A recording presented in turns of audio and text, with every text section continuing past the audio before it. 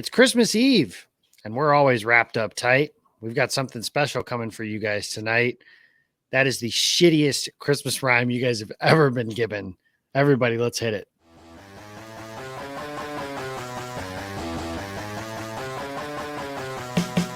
This team loves to win ugly. Winning ugly gets you to this point. Takes the snap on third down. Rodgers waits, throws, right side, got a man wide open. Touchdown, and it's Robert Tonyan again. Aaron Rodgers with his fourth touchdown of the game. It's going to be a good week for the Green Bay Packers. Getting a chance to move on. One more to go. We'll talk to you next week. And talking this week, it is Christmas Eve as you were listening. Welcome back to the illusion of complexity. We took a week off, kind of like the Packers offense did, essentially, just took off the second half last week as the Packers defeated the Carolina Panthers 24-16. I'm your host this evening. I am Jacob Westendorf, and I am joined by, of course, the newly shaven and newly haircut. He looks less like a homeless person now, and we're thankful for that. Zachary Jacobson, Santa baby, what did you leave me under the tree? Jacob, I didn't get you anything. I actually don't like you at all. Oh. I'm just kidding, man. Come on, you know I love you. Well, that was disappointing. No, yeah, freshly shaven, man. I mean, thank God my hair is growing back already on the sides at least, so I don't look like I have like a bald scalp anymore. Chicks dig the mop, man. They did. Dude, the second I cut the mane and I looked at myself in the mirror, like a couple hours after that, I immediately had like regret. I always do whenever I get a haircut, but this one just felt even worse.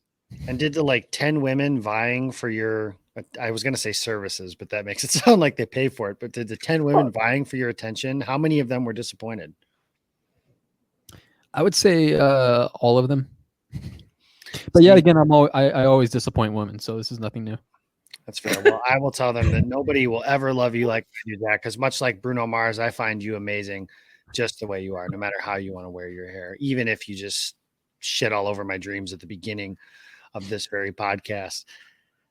And I had a transition, but I'm not going to go with that one. So we're going to move to our other co-host of this evening.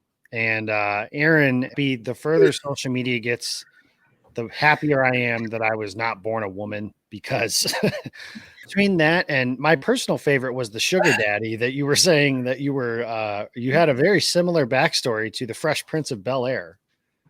Yeah. I just, that people really enjoyed that. I just basically, someone said that they asked if I wanted to be, their sugar baby. And I like to do that all the time with pranking, people that DM me about that. And this one, I just decided to take some inspiration from your favorite show, The Office, and just tell a story. And I guess Fresh Prince was in my heart, and he did not get the reference, and it continued. I actually just haven't even responded because it became weird. So, yeah. I give you credit because, I mean, at a certain point, it feels like you almost kind of took control back from that whole situation, right? And you felt like you had to start having fun with it because it's like you're accepting this is just going to continue to happen. You're a social media personality to some degree. So this is just going to continue to happen. So you're just going to mess with dudes that are going to continue to creep on you. So, gentlemen, if you're going to slide into Aaron's DMs, 1, don't. You're an asshole. But 2, also don't, because you're an asshole. There we go. We're going to move on.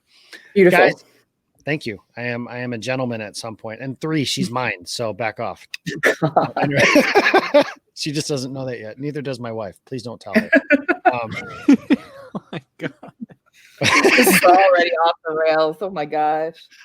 And we have single-handedly maybe the worst episode that we've ever. Well, no, we're not there yet. We just eclipsed 5 minutes. So there is a first time for everything in your life, Zach. So congratulations. I told you, I'm always disappointing women. Phrasing. Okay. All right. All right. So now that we've lost everybody who's listening to the show, let's ramble about the Packers. That will be 3 of us and my mom. So 4 people will listen to this episode at least. I can promise you guys that much. Good first 5 minutes for your mom to listen to. Sorry, Mom. It's your husband's fault. He raised me to be a pervert. Anyways, the Packers take on the Tennessee Titans this weekend. And I want to say this first and foremost, Zach, I watched Open Book today, and I finally know what that show is. So I'm appreciative to finally know what that is. You guys do a pretty good job for, your first episode that has ever happened. So I'm kidding. Your dramatic pauses between transition points are my favorite thing. I absolutely love that. I think that's hilarious. And you do that on this show too. I just wondered if that was just a this show thing or if it's everything. And I've noticed now it's everything. It is everything. See, you just did it. I just did it again. Yeah. Eli made the he made the comparison to Aaron Rodgers, which I am grateful for. And it's anytime I can be compared to Aaron Rodgers, I will definitely take that and run away with it. I am very calculated in the way that I speak, in the way I phrase things. So both on Open Book and here, I like to just make sure I'm phrasing my words carefully. Even though I talk sometimes like a stumbling, bumbling, mumbling idiot, and I can't get my words out or formulate sentences correctly, I like to make sure I'm saying the right things. I got to get you one of them like blank stocking caps. Maybe we can get the one that Joey the Jaguar. Shout out, Joey, for putting together some of those videos of a parody of some Packers podcast. That was very funny. I found it very entertaining, and I will know that we have made it. I noticed we were not. I hope he doesn't listen to this show. He's like 15. Yeah. Hey, he's taking all of our jobs. Like, we're all gonna be out of work soon. Yeah, He's gonna. Basically, I just don't think this is a show a 15-year-old should be listening. Probably not. But I will say this: I will know that we have made it when Joey the Jaguar makes a parody of one of us. So I'm looking forward to that day. But guys, this weekend, the Green Bay Packers have a chance to clinch the number 1 seed in the NFC playoffs. They need this to happen. They need a win over the Tennessee Titans, and they need the Los Angeles Rams to play wingman, and they need an assist from the Rams by beating the Seattle Seahawks. And I want to give a shout out by saying that to the worst wingman ever, and that is Aaron Wagner, my friend from college, who once got me and said he was going to introduce me to this girl in college and then never did. And said he was going to wingman for me, and then he didn't. So shout out, Aaron. You are the worst ever. And I guess I'm thankful because eventually I met my wife, and that woman in the bar that night was not my wife, but you suck. And you'll never have a chance to redeem yourself, and you'll never live that down. Beside the point, Los Angeles Rams beat the Seahawks. Packers beat the Titans. They are the number 1 seed in the NFC. The first question I wanted to ask you guys, and I talked about this with Maggie Loney on the Pack-A-Day podcast today, and that is how to approach Week 17 if such a scenario exists. And there's been a lot of different ways to talk about this. Do you rest all your guys? Do you play all your guys? Because the Packers, they'll be the only team with a bye. Do you take the 2 full weeks off? Does that matter? Does it not? Aaron, I'm curious. How do you approach that game? And if you're sitting guys, who is your starting quarterback? That second question is much. That second question is very intriguing. Let's say they clinch it next week. I would play the starters for a little bit. Kind of approach it almost like a preseason game. It doesn't need to be anything extreme. But you just want to make sure that they're still kind of loose. I mean, 2 weeks off feels like an eternity. So phrasing. Wait, what did I say? Sure, they're still kind of loose. Oh God, that was Jake, come on, that's sick. Come on. What that is I hit the button and the keyboard was on there, so I had to come up with something really fast. Is what happened. Oh, okay, that's okay. Anyways, I mean, I think maybe for a half or a quarter, kind of just seeing how things go. But I just don't think that you want to have to risk being rusty, kind of for whatever playoff game, because the NFC have some tough teams, and who the hell knows who they're going to be up against. So you don't want them. I will tell you right now. I know who it's going to be. Who's it going to be? Edward Brady Jr. Oh, that's what I feel in my gut. So I think that you want at least the offense for sure to be staying within rhythm. So I would say play them for a quarter or a half. And as for quarterback, I think Tim Boyle. Jordan Love has been inactive all year. It's not like one half of football is going to tell you if he's good enough or not. He still has yet to go through a mini camp. He's not had. I just put Tim Boyle in there. He knows the offense better. Just put him in there. But what's the purpose? Well, just to try to. Oh, that's a good. Just to keep the offense, I guess, trying to run. I mean, and there's also this point is I don't really want the Bears in the playoffs. I would love to squash them in that week. And well, so I make the playoffs. I'll tell you that right now. They're not making the playoffs because the Cardinals are going to win their next 2 games and finish 10-6. So but that's the thing is they need Nostradamus over here telling us who the Packers are going to play in the first round. Right. Like, so why are we even debating this if you know all the outcome of everything? I don't know. I'm not sure. But let's say that we have the opportunity to knock the Bears out of the playoffs. I would like to do that. It feels like. Well, if you want to do that, then you have to play Aaron Rodgers. Because there's a few things. Number one, Tim Boyle sucks. That's just factual. So if Tim Boyle plays, the Bears are winning. So if you want to knock the Bears out of the playoffs, you want to play Aaron Rodgers. Number two, the whole point of playing a backup quarterback here, Tim Boyle, guys, is not going to be on the team next year. He's a restricted free agent. Right.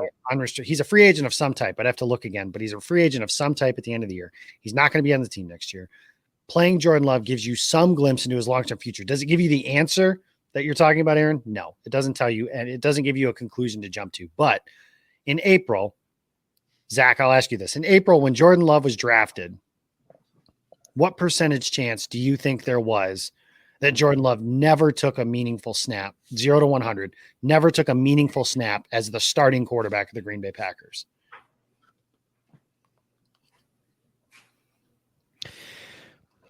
I would say there was probably the night he was drafted, mind you. So you have to think you haven't seen anything of 2020 yet. Wait, do you mean as a rookie or his whole Packers career? His whole career. What percentage chance as of that night did you think there was a percentage chance that he never took a snap like that? Probably somewhere between maybe like 5 to 10%. I would have said 0. It was right around in that ballpark. I mean, you could say 0 to 10%, but it was very, very, very low. Right. And where's that percentage chance after watching the 2020 season now? Now I would put it between 40 to 50.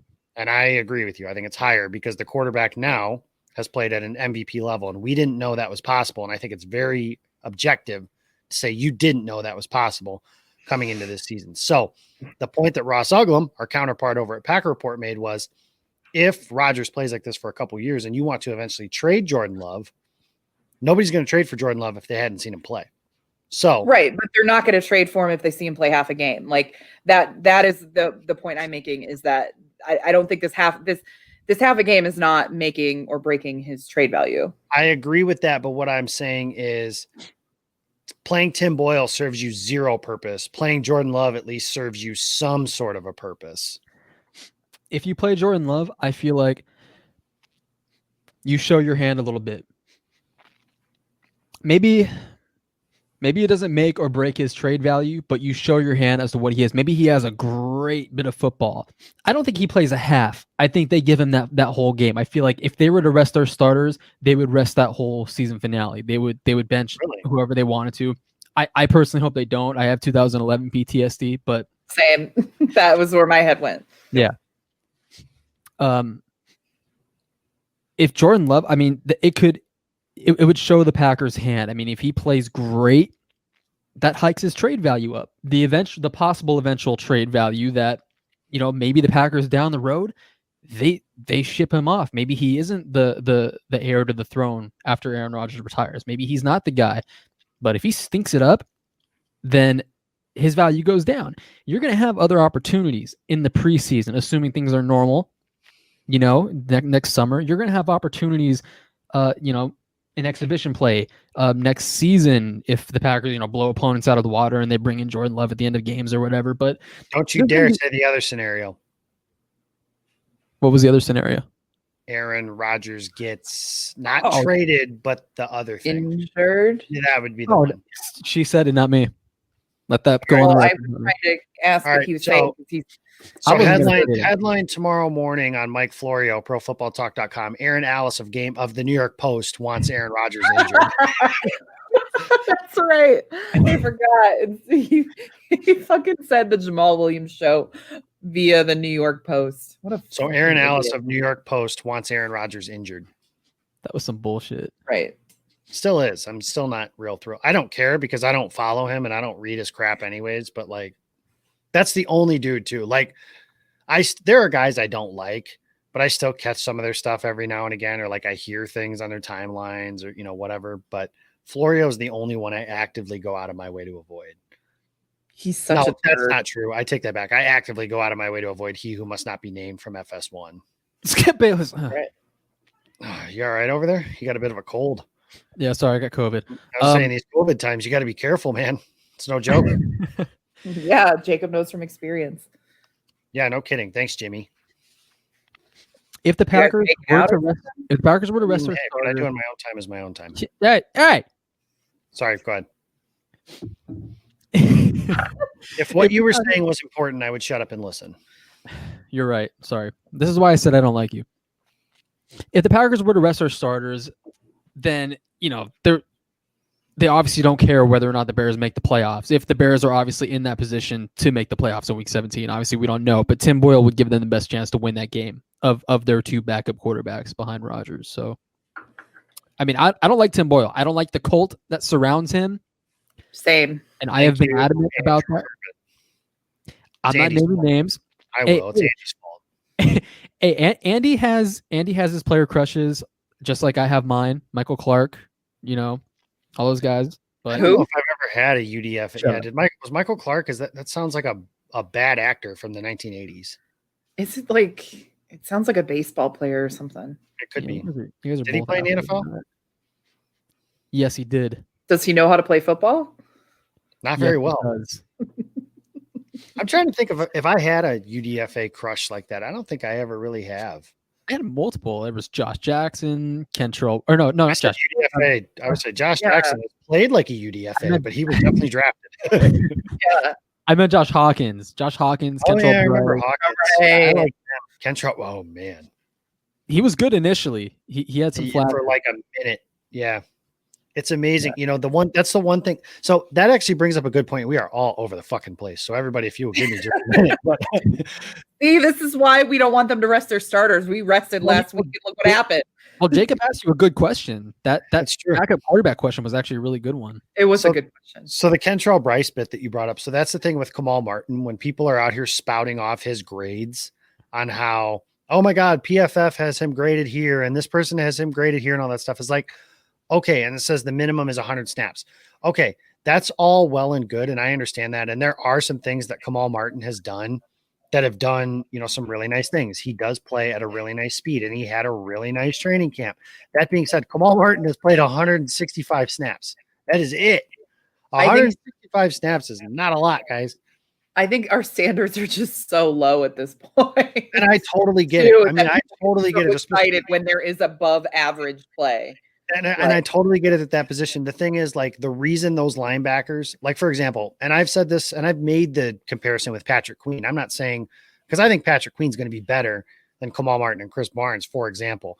But Kamal Martin has a higher grade because he's had less chance to be exposed for the kind of player he is. These coaches around the league are so smart and they figure out ways to expose the player that you are. So when you see a player that's good in really small samples and really small roles, that's something I think that we can be fascinating to talk about with some of these things that the Packers have this offseason. Because I have a pretty hot take. I think I have to watch some more tape before I finalize it, but I have a pretty hot take about the Packers skill position group specifically. And I'm going to tease that for the offseason, but I think that there is a player that some people are calling a Pro Bowl snub that I think is he's a really nice fit in this Packers offense, but I think he's a little overrated. Well, By I Packers. think it's obvious who you're talking about. It is, but Is it Robert Tunyon? Because everything he does is a result of the scheme. yeah. Yeah, like I think Robert Tonyan is, and that's a good thing. Like he fits in this offense. It's a good thing. Right. Matt LaFleur's done a lot of good things with him, and obviously he's reliable. He catches the ball when he's throwing him. But people, Yeah. like I we're think trying that's to the put him in biggest the same thing. He sentence catches as the like, ball.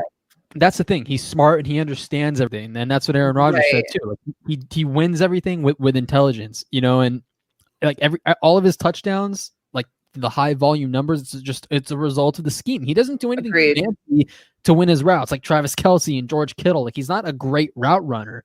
You know, every time he catches the ball, he's almost wide open. Like especially and in I red think that's zone. why this offense is so amazing is because we don't need a Travis Kelce. Like we can put Robert Tonyan in there and have this. He gets these kind of numbers. But I will give him credit. He doesn't drop anything. no, I mean, he has more touchdowns Right. than incompletions to like with. I mean, that's amazing. You know, And so I mean, credit for that. Like he catches the ball. Right. So, and there's some inherent value in that. Certainly, it's yeah, just what I'm right. thinking But it's about. just it's agreed. Eventually, I'm going to do so. Brian Carriveau, you guys remember him from Railbird Central, used to do after every game, he'd call it blue chips, red chips, and cow chips. And I'm going to come up with something similar as far as rating this roster. So, a blue chip player, for example, is Aaron Rodgers. A red chip player, for example, somebody who's really good, but maybe not quite to that blue chip level status just yet. And I'm trying to think, maybe Darnell Savage is somebody that's a good example of something like that.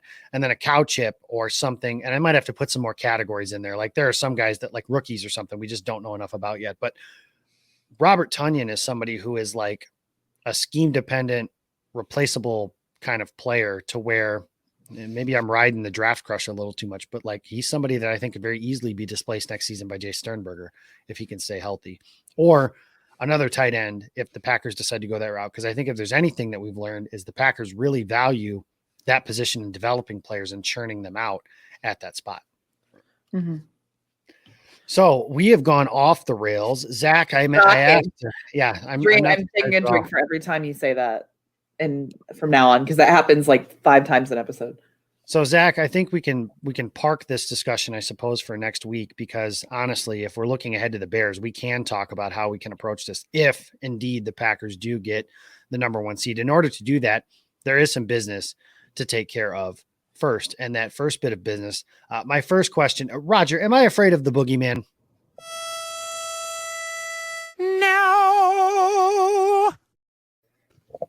No, sir, I am not afraid of the boogeyman. And because I am not afraid of the boogeyman, I am not afraid of Derrick Henry.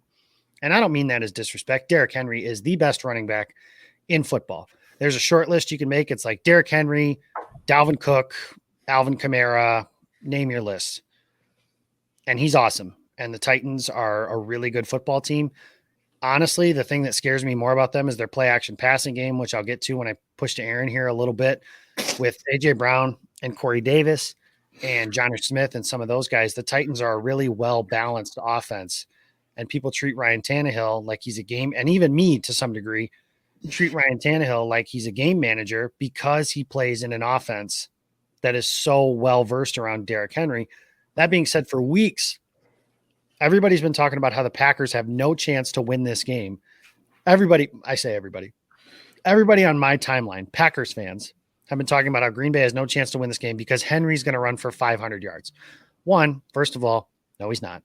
Second of all, the Packers have played better recently against the run. Now, there are reasons for that. The context is the teams they played, not very good at running the ball. 2, they have had leads in those games. But there are some good backs in there too. Miles Sanders is somebody that everybody talked about being able to wreck their game. 10 carries, 31 yards. They've given up, on average, I'm going to regret this, to leading rushers, 69.3 yards per game. Nice. Sorry. Since the disaster against Dalvin Cook. And obviously Dalvin Cook is going to be the measuring stick that everybody has stuck in their head. Obviously it's stuck in their head from the NFC Championship game the year prior. And Derrick Henry is the ultimate test of, can the Packers control a running game enough? Now, that being said, am I going to be surprised at all if Henry runs for $120 or more on Sunday? No. But I did a poll the other night, and I did it to prove a point. So congratulations. If you participated in the poll, you proved my point. Thank you very much.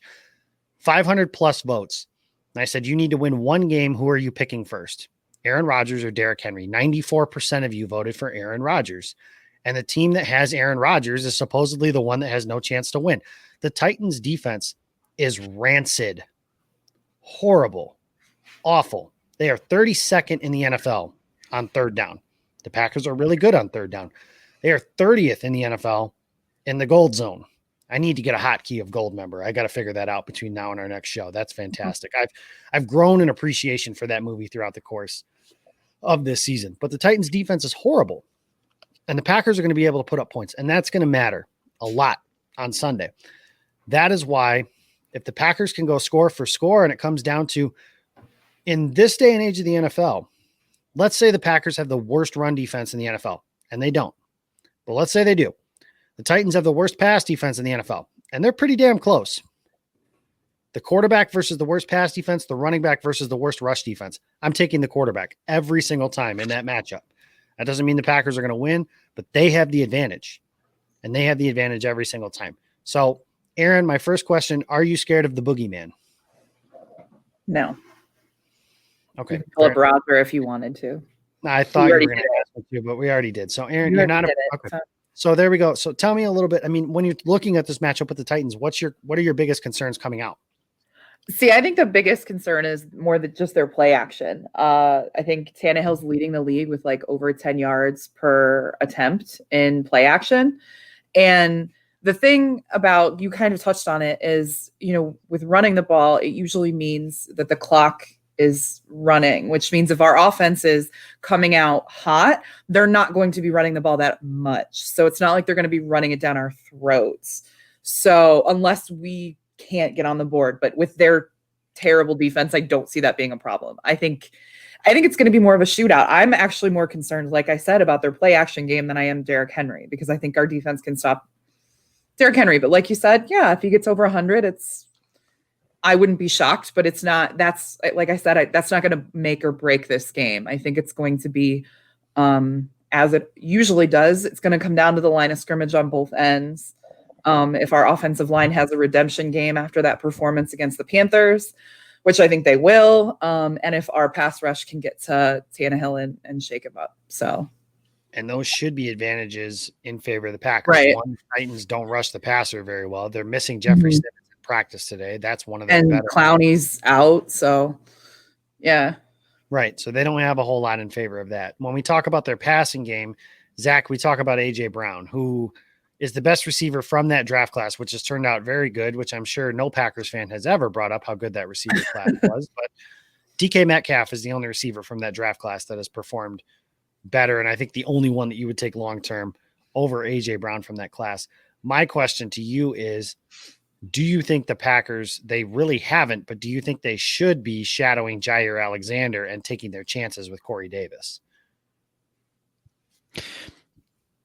I read a story the other day. I can't remember where it was from, but teams doing that don't have a lot of success. When you kind of when you focus your attention, you kind of fixate on AJ Brown and you leave Corey Davis because he's pretty much the lesser of the two threats. It doesn't really end up well for the other team. Like, he's still maybe not so much as dynamic, but he's still a threat. And I think, especially with Kevin King kind of struggling the way he is right now. I mean, the last few games he's really been, I don't want to say a liability, but he's been flirting with that line. I mean, he's been really bad when he's been on the field lately, just from his effort, from the way from the downright way he's been playing. I mean, it's just been really bad.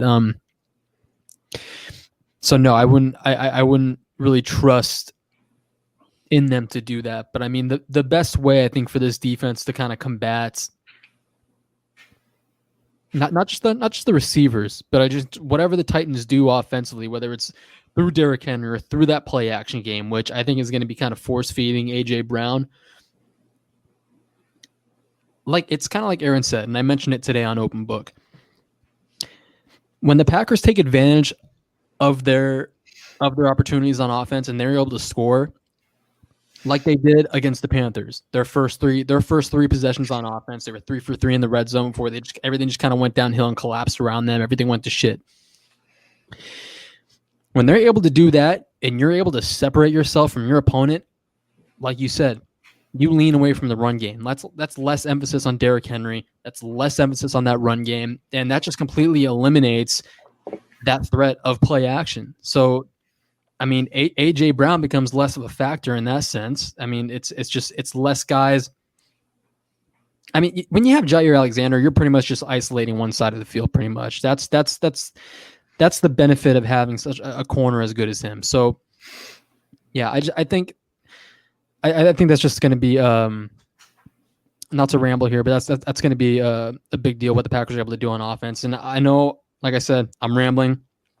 I'm going to quote Peter Bukowski here. This is something that he always says, and I'm giving him proper attribution here because I don't want to pull a Mark Eagleton and just totally put your name on it, put your water. Yeah. Let me real quick. I'm actually going to pause this and I'm going to pull it down, and then I'm going to make sure we have our little Game On logo in the bottom right corner. So hold that thought. All right. Yeah. Thank you. Actually, no, don't put Game On. Put Eagleton. Yeah. Jacobson. Perfect. Thank you. All right, go ahead. He says sometimes the best defense is your best offense. And I think that's going to apply to the Packers on Sunday. And that's really their path to winning a championship is that way. And we've talked about that for weeks. And I think I talked about this last night a little bit with Tyler Dunn. And that was that the Packers this year, and really this year around the NFL, defense wins championships is a thing of the past, guys. And especially true in 2020. Your defense does not have to be great. It has to be good enough. And can this Packers defense be good enough? Yes. We saw it on Sunday for all the gnashing of teeth about how they won ugly. I find it hilarious and kind of annoying how narratives about a team shape how wins are. Because if the Baltimore Ravens win a game the way the Packers did on Saturday night, it was gritty. It was tough. It was defense. It was December football. It was the Baltimore Ravens. When the Packers do it, it was, they got off to a fast start. Then what the hell happened? What was wrong with Aaron Rodgers? Why didn't they throw the ball better? Why weren't they better on offense? Why did they let the team back into the game? Right. And ultimately, honestly, what we should have been talking about was a borderline. It wasn't dominant, but it was a very good defensive performance and something that the Packers haven't. And this Panthers offense, you look around, I know Christian McCaffrey didn't play. Mike Davis has had success as a running back this season. DJ Moore, Curtis Samuel was a guy that every single Packers fan wanted to trade for this up. He fucking sucks too. He's so bad. He's just terrible. And the other one, Robbie Anderson, the receiver that everybody said the Packers should have traded a second round pick for. He was shut out. He didn't do anything. Nothing of significance from those guys. That's a good offense. Now, Teddy Bridgewater is what he is, but that's not like we're playing against Nick Mullins and the misfit toys of the San Francisco 49ers. Right. And I think this is always the thing that just irks me so much is at what point are we going to ever give credit to the other team for doing a good job? Never. Exactly. Like Maggie and Perry talked about that on a happy hour on Monday. It's like, you got to give credit to the Panthers. They adjusted really well to our offense and shut them down. And everyone's like, oh my God, it was us, our offense. It's always us. It's like, maybe the other team just did what they needed to do. They were really physical on the line. They beat our offensive line. Like, give them credit. And I will tell you this. I was in the house Saturday night and watching that team flex from a different vantage point and just being able to see it from a bird's eye view. One, that Panthers defense is so fucking fast. It is ridiculous how fast they are. Two, they are really well coached. Matt Rule is going to be a very good coach. I think that is a playoff team. If they can they're a good offseason away from being a playoff team. They're just, I don't have a nicer way to say it. They're just dumb. Like, they just don't know how to win yet. And they're going to learn how to win at some point with him at the helm, with that defense. They've got some pieces. You obviously saw them with Burns and Derek Brown and Jeremy Chin and some of those guys that they have. If they just fix a couple pieces on that side of the ball, I know their defensive rankings are poor, but they played really well on Saturday night. So they are going to be, Jason Perone compared them to the 2008 Packers. A team that they lose a bunch of close games. That'll correct itself next year. The Saints aren't going to be good next year. Drew Brees is going to retire. They're going to have to gut their roster because of the salary cap. Tom Brady sucks and is overrated and it needs to retire and then go sell snake oil or whatever it is that he does with his house or something like that. So the Bucs are going to fall apart. Sure, whatever it is that he does on that. How's Antonio Brown and whatever all that means in his house. But Don't get me started. the Bucks may not be very good next year. The Panthers are like a team that if I can get good odds, I'll bet on them to win the NFC South next season. Obviously not this year. That would be stupid. Yeah, I mean, I looked at it last week and they were 16 points away from having 4 more wins. They lost by 2 points to the Kansas City Chiefs. Right. The Kansas City Chiefs. Like if we're doing power They rankings, and games. we're not doing power rankings on the show, obviously. But if we did, Kansas City's number 1, right? And then there's a little bit of a drop off before we get to whoever you decide number 2 is. So Kansas City is a prohibitive favorite to repeat as Super Bowl champions. The Panthers took them to the brink. So for the Packers, and not only that, watch Sunday. The Los Angeles Rams lost to the New York Jets.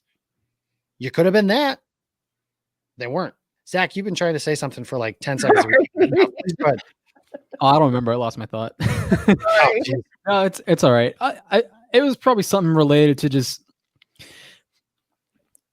It was Giving them credit. You're talking about giving them credit for something about giving them credit. I mean, yeah, they came out of the second half and suddenly their pass rush was in full force and they started getting to Rodgers. I mean, so much of the Packers and what they do on offense is just these plays getting a chance to develop. I mean, a lot of these sacks, they weren't really coverage sacks. Like there was a play where Adams was running across her, Jones was barely coming out of the backfield, and Rodgers didn't even have a chance to see any of them. Like the rush was already getting to him. And there was another play where Brian Burns had this crazy bend getting through David Bakhtiari. I think Brandon Thorne actually posted a clip of it on Twitter. He got underneath David Bakhtiari and just disrupted Aaron Rodgers, forced him to step up into the pocket. And that was when everything else collapsed around him. It was just this going into this game. So many people discounted that pass rush. And for really much of the first half, it didn't show up. And then that was when the Panthers started applying pressure. Once the third quarter started, Packers strayed away from the run game. And for all we know, the Packers, maybe they tried to adjust. They tried to make things happen on the fly. We don't know.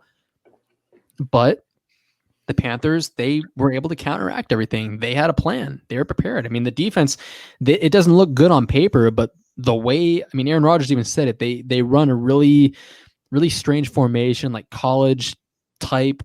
3-3-5. Yep. 3-3-5. Yeah, exactly. They run that type of alignment, and it's really confusing. It's hard to kind of like dissect. So, you know, it got the best of the Packers for the most part in that second half. And at this point in the season, when you can escape an ugly win like that and walk away with the win and walk away with teachable tape, you know, at 11-3, I mean, that's more than a win. That's huge. And like Matt LaFleur said, that's like a coach's dream. right. Yeah, absolutely. And the one criticism you can give that I think is appropriate and has nothing to do with what the Panthers did, and the Panthers certainly deserve credit, we went over that, is like you mentioned, Zach, the abandoning of the running game. They had 9 rushing attempts in the second half. And some people... I counted 8. I had somebody point out 9. I didn't count. Well, I do know that whatever, 8 or 9, whatever way you want to look at it. Way, yeah. Two of those rushing attempts were on the final series of the game when they were trying to run out the clock. So those don't even count as true rushing attempts, if you will, because you kind of have to, quote unquote, run the ball in that situation. The one thing I will say that I noticed, first of all, was that the Panthers were basically daring the Packers to run the ball to beat them. Their safeties were flying back. They were playing some variation of that cover 2 quarters type coverage and wanting the Packers to run the ball. And they almost just didn't oblige them. Like they were just like, oh, whatever, we're still going to throw it. And they should have it was a perfect opportunity to pound the rock, assert your will. And that's how they established their lead in the first half. If you looked at and Brian Burns had a great game as a pass rusher, but for all the discussion about his greatness as a pass rusher, the Packers built their lead running the ball right at him. And he really struggled to defend their running game early on, especially in that game. And that's what helped them build that 21-3 lead. And I think that's something else. Everybody always wants to blame. What are these plays that Matt LaFleur is calling? Well, sometimes it's the quarterback not giving runs on run pass options. And they were throwing, like, there were a few of those, there was one play, Devontae Adams visibly frustrated on an RPO that, from my view, I would have to look at the play again, but it looked like Rodgers certainly should have had a run on that particular play. And there were a few plays like that where it looked like they were passing out of some RPOs that should have been called runs. Or at least so I think. But what do I know? I'm just an idiot, and Aaron Rodgers is Aaron Rodgers. Apparently, oh, sorry, go. No, go ahead. Aaron? Oh. I was just going to say, like, I also wonder what kind of factor Jamal Williams' injury had on the abandoning of the run game, because my brain immediately went back to the Eagles game last year when Jamal got injured. And we kind of had a similar game plan after that, where it felt like, okay, we're not really running the ball very much. And and I know we saw, AJ Dillon for that one run, and I don't know why we didn't continue using him, but like, that's immediately what my thought was what effect did Jamal Williams leaving the game have on the run game? But I don't know. I'm not inside LaFleur's head. Yeah, apparently LaFleur, he said he called 12 runs in the second half. And what I count, I mean, Jake, you got 9, but what I counted was 8. From the start of the third quarter to the 2-minute warning, there were 6. So if that 8 number is true, then Rodgers opted out of like 8 runs, and there were some miscommunications too. There was on that play where Rodgers kept it himself and ran for like 8 yards, which could end up very fucking dangerous if that doesn't work out properly, and then Dominic Daphne doesn't come in and make a block. It looked like he originally tried hitting Alan Lazard either on a bubble or on a flat towards the sideline, but Lazard came in and started blocking in the formation because he thought maybe it was like just a regular running play, but it was actually an RPO, and the whole thing just broke down. So there was just weird kind of like anomaly type things that just happened. Like the whole offense was just out of sync completely. Mm-hmm. Well, thankfully it's over. The Packers have won and we have moved on. And something else we're going to move on to is eggnog. It's disgusting. It's delicious. I hate it. I want my eggs scrambled or fried. I have no reason to drink them. I am not. Or fertilized. Or fertilized. Or fertilized. Yes, that works too. But yes, I am not drinking my eggs. This is our heavy hitter segment. If you didn't figure that out by now, eggnog, guys. It's a Christmas beverage. It's disgusting. Zach's literally drinking some right now. He is. Well, I finished it before the show started, actually. Okay. Oh, well. It was just so good. Lied. Nobody knows that. Now you make me look fucking stupid. No, you do that all by yourself. I was waiting for that. Yep. Yeah. I walked right into that. Zach, you go first. That's what she is. You want to finish that? Nope. I mean, it's good. It's just delicious. I mean, I know it looks very suspect when you drink it. Just the consistency. What was that, Jacob? Maybe that's part of it. I don't know. I mean, don't get me wrong. I love my eggs scrambled and fried and stuff. Sometimes I like to crack them. I like to just crack them open, just the yolk into a glass, like Rocky Balboa or something, and just kind of drink. Oh, you don't. You've never done that. I know. I've never done that. Oh my God, I was about to throw up. I'm built different. All right. You said that each of the last 3 weeks. We took a week off in the middle of it, so you've been saying that for a month. Let it die. It wasn't funny the first time. I'm not trying to be funny, Jacob. I'm telling you, I'm built different.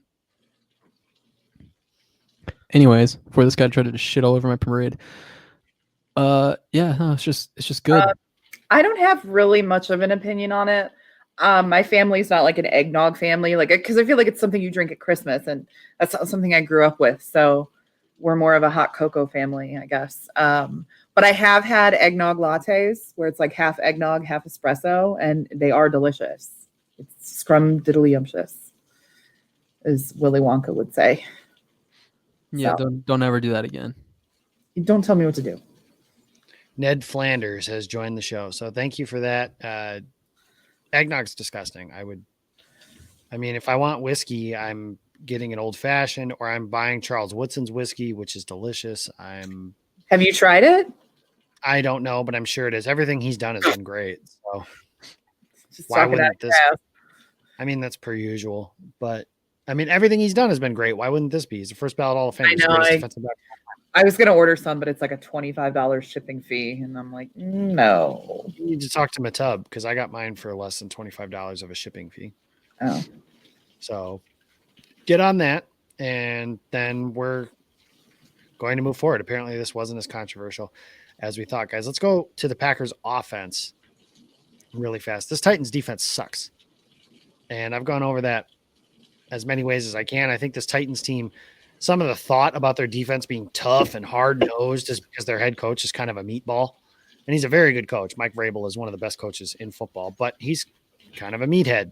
He just is. It's kind of the nature of being a former football player, unfortunately. But he's very smart. They do a lot of good things, obviously, but playing defense isn't one of them. And they don't have a good secondary. They don't have a good pass rush. They just don't do anything. I struggle to see the Packers not putting up 40 points in this game unless they get in their own way, which I suppose is possible, but I can't see it. So can somebody tell me who's your guys' pick for this star of this game? Who's going to be the one? Last week, obviously, it was Aaron Jones. Who stands out in this game, Zach? Davante Adams. Wow, how edgy. Excuse me? I said how edgy. Well, if you would let me explain why. Am I allowed to do that? Huh? Is that okay? Is that okay with you? I'll allow it. Well, Adoree Jackson returned last week, and he's probably their fastest cornerback, but he was also a non-participant on Wednesday on the injury report because he has a knee injury. Obviously it's a lower body injury, so you don't really want to mess with those, and that could impact whether or not he plays Sunday. So if that happens, that means Malcolm Butler is going to probably line up across from Davante Adams. Now, Adoree Jackson, he has the speed to keep up with Adams, not necessarily the technique that you would look for in a quarterback. If it's Butler, he has the physicality, he has the agility, not so much the speed. So if that is how things kind of lean, if that's the trend and Butler ends up starting across from Adams on Sunday, then I think it's going to be a big night for Adams. I think that's probably the worst possible matchup for the Titans against someone like Adams, whose biggest trait is his technique and his release and everything like that. And especially in the red zone, I mean the Titans, well, the Packers, they have the best red zone offense, one of the best red zone offenses. Gold zone. Sorry, excuse me. Packers have one of the best gold zone offenses in football, and the Titans, they are probably the worst third down defense in football. So those situational kind of moments, I think, are gonna make the biggest difference. Erin? I'm gonna go Alan Lazard. Wow, edgy. Actually, well, it's not the number one wide receiver in the. Alan Lazard he's been serviceable, but he has not. I just want to punch your face so much, Zach. He has been serviceable, but he hasn't been Saints extraordinary, how he was against the Saints. And I think I just got this feeling in my gut that Alien Lizard is gonna have a hell of a game. I don't know. I'm just feeling it. Well, I'm going to go ready. This is mind blowing. Ready? This is going to be the edgiest of edgy and edgy. Aaron Rodgers. Edgy. Aaron Rodgers.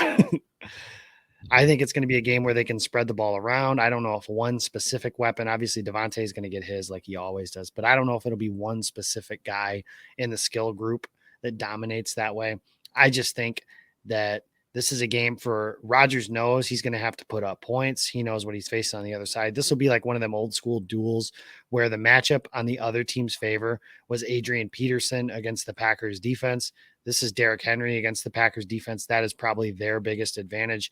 I think Aaron knows that, and I think he knows he's going to have to put up big points. I could see him having a game where he accounts for 6 total touchdowns, 4 passing, 2 rushing kind of game.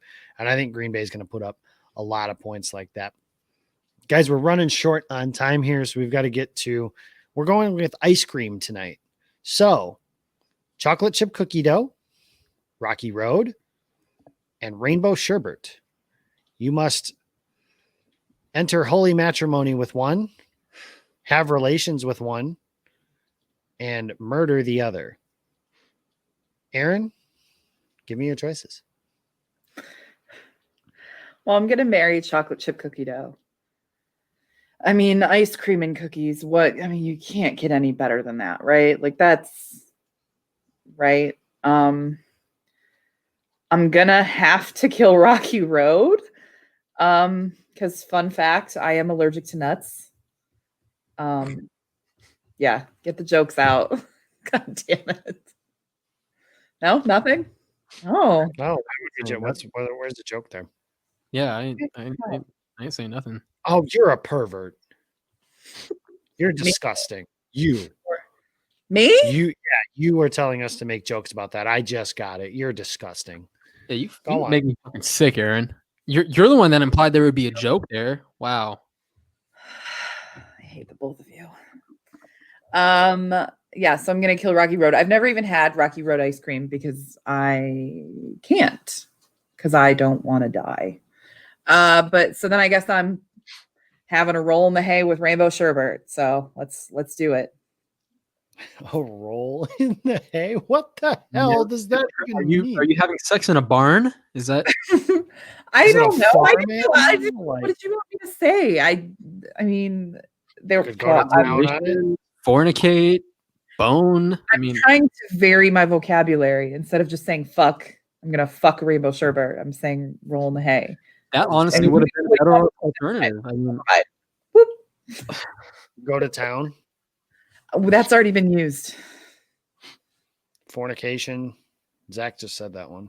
But Yeah. So relations, that's a fun word to say. fornication. Wrong song. Same band. It's all right. yeah, I'm it's not a medley. I'm not a musician, so I forgive myself. Anyways, I am going to enter holy matrimony with chocolate chip cookie dough. I just finished a chocolate chip cookie dough blizzard before we started this show because I am a fatty and I enjoy them very, very much. And it was That's delicious. what prompted the segment. Yeah, It it's is. fire. It is, and it was delicious. I mean, I would almost, you can have that as like a meal and be fine. It's probably not advisable, but it's fine. I don't care. Who's going to tell me? I'm a grown ass man. I'll do whatever I want. I'm going to have a roll in the hay with rainbow sherbet because it's pretty good. I mean, it's not the greatest. You should have said your holy matrimony with cookie dough and then something about never mind. Moving on. We're going to have a roll in the hay with rainbow sherbet. Again, I have no idea what that means, but I don't know how that means what you're saying it means, but whatever. Anyways, I'm killing Rocky Road. It's disgusting. I know that's so when Zach said that, I kept it quiet earlier to suggest this, but yeah, it's gross. I'm not a fan. So I will kill it with fire. What is even in it? I don't even know. I know nuts are in it. Marshmallow, nuts, Nut. Come on. Come on, Jacob. If Erin wants me to make jokes, I'm just going to lean into it. You want me to be a pervert? Damn it, I will be. Oh yeah, because you needed a push from me. I did. You have ruined me. It's all me. Anyway, So I'm up next, right? Okay. Yeah, you would be the one. I'm marrying chocolate chip cookie dough without hesitation because it's like my probably top one favorite ice cream. Who are you think rolling in the hay with? I fucking hate you. That whole phrase, like, why would you even say that, Erin? Like, it just sounds uncomfortable. I was trying to use my words. Imagine having sex in the hay in a barn or something on a step. I'm gonna you're shove getting it up. needles and hay and shit, like in your ass and stuff. Oh my god! You'd rather me say like I'm gonna shove rainbow sherbet up my hoo-ha. What do you want me to say? Not that. Yeah, not that.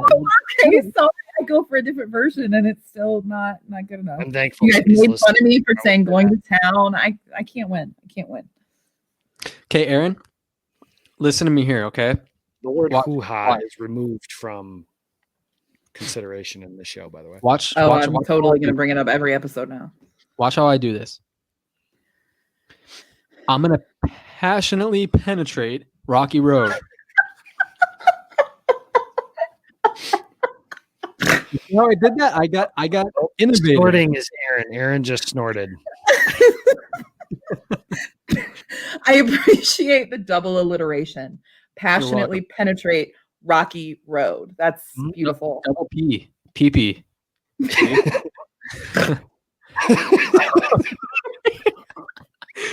Oh my God. What are you, fucking 5 years old? I guess. I've had a couple beers. Leave me alone. No.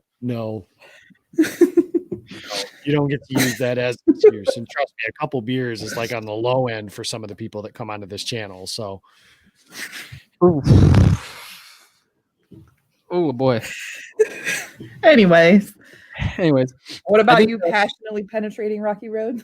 Well, I think that Rocky Road for that choice, I think that would be the perfect flavor because I enjoy maybe like once or twice a year. Like Rocky Road isn't even that good, but I would enjoy it if it's there, you know. And I'm killing Rainbow Sherbet like without hesitation. Like I'm taking a dagger to that damn thing. It won't do anything. I'm really excited. I am. I hate Rainbow Sherbet. Why? Is it important? Well, I mean, I don't hate it, but I don't understand. Like, it just what's in it? Sugar. And Boom. That's Artificial fruit flavors. Flavor, yeah. why the hell would I eat ice cream to get my fruit intake? I'll just eat like a fucking banana or an apple or something. Like, why would I? Okay, we're getting too healthy. Okay, hey, good for you. Congratulations. See, you guys got no counter argument for that. Well, I have no choice because if I fucked Rocky Road, I'm gonna die. Well, okay. Well, like I told you at the show, we could do like a hypothetical situation where you're not allergic to nuts. okay, anyways, guys, Sunday, the Packers play the Titans, and there's a game on Sunday night, and there's going to be a score prediction. So we're in here. I think the Packers win. I think it's 45-41. Green Bay over the Titans. I think the Packers clinch the number 1 seed and get home field advantage throughout the NFC playoffs after the Rams and Zach's home area of Los Angeles knocks off. By the way, how'd the Lakers do last night?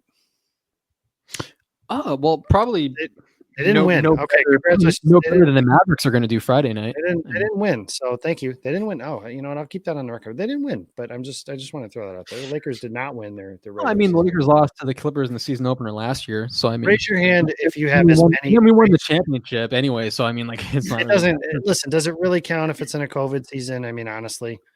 Oh, are you one of those people that goes, it's a Mickey Mouse championship? Are you? Oh my God! And I'm over here as the Bulls fan, as my Bulls are down like nearly 40 right now. Raise your hand if your favorite team has as many wins as the Los Angeles Lakers right now. Everybody can raise their hand right now because that number's 0. Sorry, there are high school teams that haven't even played that can raise their hand on that. How embarrassing. God, they're the worst team in existence. Raise your hand if your team has won a championship in the last year. Oh, neither of you can raise your hand. Are they the most fraudulent championship team? I'm a huge Dodgers fan. The Dodgers won the World Series, right? 6 titles since the late 90s.